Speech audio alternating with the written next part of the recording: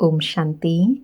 आज 29 अगस्त 2026 शनिवार के प्यारे बाप दादा के अनमोल मधुर महावाक्य हैं। आज की मुरली के सार में बाबा ने ब्राह्मण जीवन में सदा चढ़ती कला बनी रहे उसकी विधि बताते कहा कि बच्चे सिर्फ एक बाप से सुनो और किसी फालतू पर चिंतन में नहीं जाओ।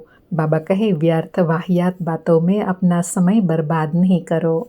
उसके लिए बाबा कहे सिर्फ एक बाप से सुनो और साथ में बाबा कहे सब बातों में सहनशील बनना है। निंदा स्तुति जय पराजय सर्दी गर्मी सब कुछ सहन करना है, क्योंकि बाबा कहे अभी तुम देवता बनने वाले हो तो देवी गुण यहाँ ही धारण करना है। खान पान भी शुद्ध होना चाहिए। 36 प्रकार के भोजन तो सतयुग में मिलेंगे, लेकिन यहाँ बाबा कहे साधारण रहना है, न बहुत ऊंचा न बहुत नीचा। और अटेंशन दिलाते कहा आगे ऐसा समय आएगा जो पानी भी नहीं मिलेगा, सूर्य भी अपनी तपत दिखाएगा, हर चीज तमो प्रधान बनती जाएंगी, क्योंकि सृष्टि ही तमो प्रधान है, तत्व भी तमो प्रधान है, सब दुख देने वाले हैं। ऐसे समय पर अपनी अवस्था को एक रस बनाए रखना है। और अंडरलाइन कराते कहा कि ऐसे नहीं कोई किसी के बारे में उल्टा सुल्टा सुनाए तो जट बिगड़ पड़ो, नहीं, क्योंकि आजकल बातों की बनावट बहुत हो गई है। कोई ने कुछ कहा तो जट बुखार चढ़ जाता है, अर्थात स्थिति ऊपर नीचे हो जाती है, नींद फिट जाती है। तो बाबा कहे ऐसी बातें सुनकर विचलित नहीं होना है, अपने मन को अपनी स्थिति को स्थिर गंभीर बनाना है, जो इन सब बातों का कोई भी प्रभाव ना पड़े। फिर और स्पष्ट करते कहा कि अभी तुमको जब ज्ञान मिला है, बाप मिला है, तो तुम कभी भी हे राम हाय भगवान यह दुख के अक्षर तुम्हारे मुख से अभी नहीं निकलने चाहिए, क्योंकि अभी तुम भगवान के बच्चे बने हो। और इन सब बातों से ऊपर उठने के लिए बाबा ने विधि बताई कि सिर्फ बाबा कहते हैं मीठे लाडले बच्चे आत्म अभिमानी बनो। बाबा कहते हैं बच्चे एक बात पक्की कर लो, मैं आत्मा हूँ। और याद की विधि बताते कहा कि एक बाबा के लिए ही गाया हुआ है, तुम मात पिता हम बालक तेरे, तुमरे कृपाते सुख घने रे। तो बाबा कहे अभी उन सर्व संबंधों का सुख लेने के लिए बाबा को सर्व संबंधों से याद करना है, उनमें जो सर्व संबंधों की मिठास है उसको अनुभव करना है। बाबा कहे बाकी मित्र संबंधी आदि जो दुख देने वाले हैं उनको याद न कर एक बाप से सर्व संबंध जोड़ना है।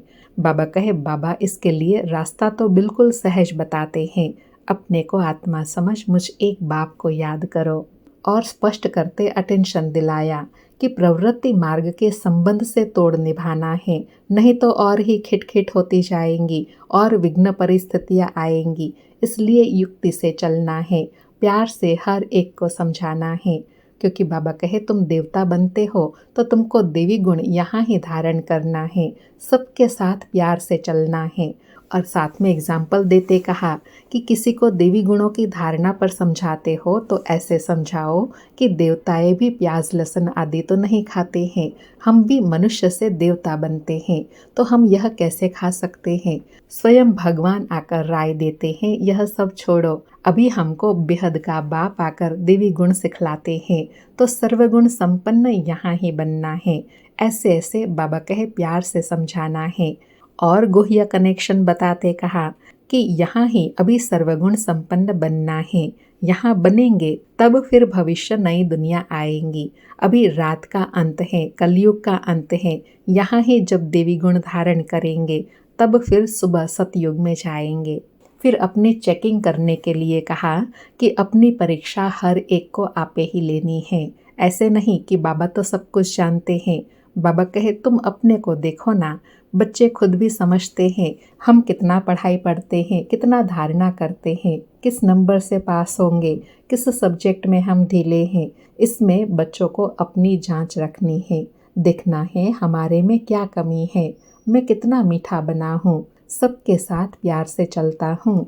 फिर और धारणा के लिए कहा कि तुम बच्चों को ऊंच बनना है तो बहुत मीठा बनो, कभी भी क्रोध से बात नहीं करनी चाहिए, जितना हो सके प्यार से काम लो। तो कई बच्चे कहते हैं बाबा बच्चे बहुत तंग करते हैं, तो बाबा कहे सो तो आजकल के बच्चे हैं ना, उनको भी प्यार से समझाओ, बेचारे अबोध है, अनजान है, समय भी ऐसा तमो प्रधान है, बाहर का संग दोष भी बहुत खराब है, इसलिए जितना हो सके प्यार से समझाओ या कोई हल्की सजा दो। फिर स्पष्ट करते कहा कि बाप कहते हैं मैं भी बिंदी हूँ, इनमें ब्रह्मा बाबा में आकर बैठता हूँ। तो ब्रह्मा बाबा कहे, बाप जो तुम बच्चों को बैठ सुनाते हैं, तुम जो सुनते हो वह मैं भी सुनता हूँ। समझाने बिल्कुल राइट देते हैं, एक समान देते हैं। अब बाबा कहे, यहाँ जो जितना पुरुषार्थ करते हैं उतना भविष्य में ऊंच पद पाते हैं। तुम भविष्य 21 जन्मों के लिए प्रारब्ध बनाते हो तो कितना पुरुषार्थ करना चाहिए, और है बहुत सहज, योग भी सहज है जिससे तुम्हारे विक्रम विनाश होते हैं।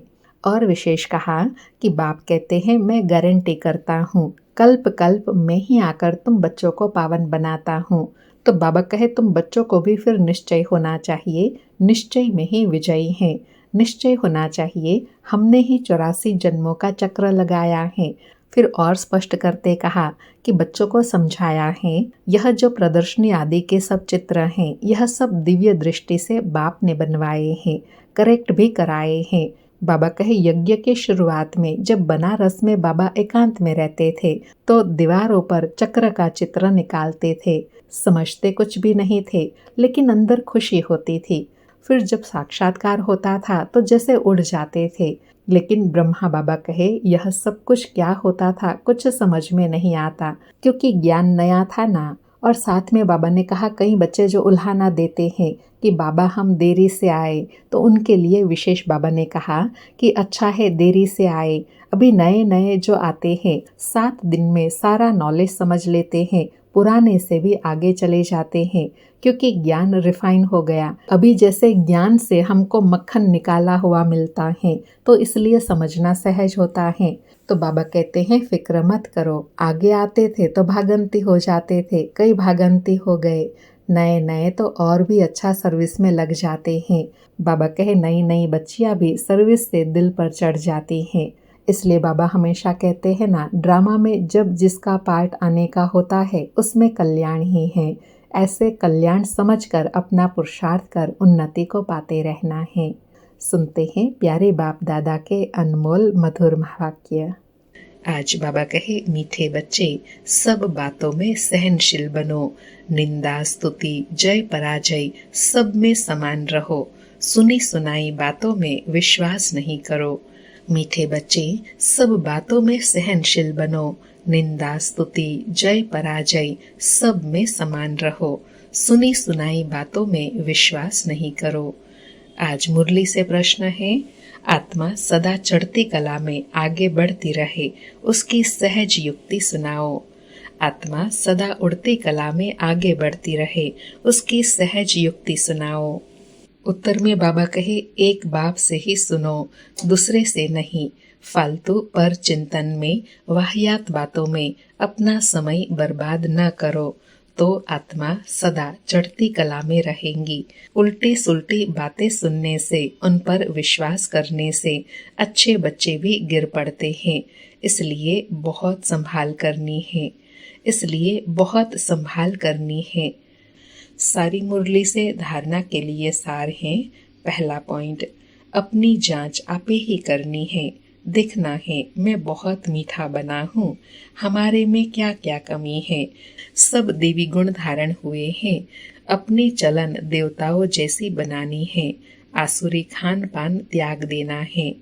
दूसरा पॉइंट, कोई भी वाहियात बात न सुननी है और न बोलनी है, सहनशील बनना है।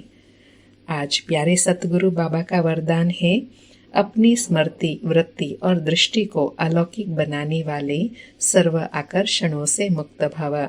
स्पष्टीकरण है, कहा जाता है जैसे संकल्प वैसी सृष्टि। जो नई सृष्टि रचने के निमित्त विशेष आत्माएं हैं, उनका एक एक संकल्प श्रेष्ठ अर्थात अलौकिक होना चाहिए। जब स्मृति वृत्ति और दृष्टि सब अलौकिक हो जाती है, तो इस लोक का कोई भी व्यक्ति व कोई भी वस्तु अपनी ओर आकर्षित नहीं कर सकती। अगर आकर्षित करती है तो जरूर अलौकिकता में कमी है। अलौकिक आत्माएं सर्व आकर्षणों से मुक्त हो जाएंगी। बाबा ने बहुत श्रेष्ठ स्वमान की स्मृति दिलाई कि आप कौन है, नई दुनिया के निर्माता हैं, नई दुनिया के निर्माण के निमित्त बने हैं। इसलिए कहा जाता है, जैसा संकल्प वैसी सृष्टि। तो जैसी दृष्टि, वृत्ति और स्मृति होंगी वैसी ही स्थिति बनेगी। ऐसी अलौकिकता में रहने वाली आत्मा को दुनिया की कोई भी आकर्षण आकर्षित नहीं कर सकती। अगर करती है तो जरूर अलौकिकता में कहीं कमी है। आज का स्लोगन है, दिल में परमात्मा प्यार व शक्तियाँ समाई हुई हो तो मन में उलझन आ नहीं सकती। दिल में परमात्मा प्यार व शक्तियाँ समाई हुई हो तो मन में उलझन आ नहीं सकती।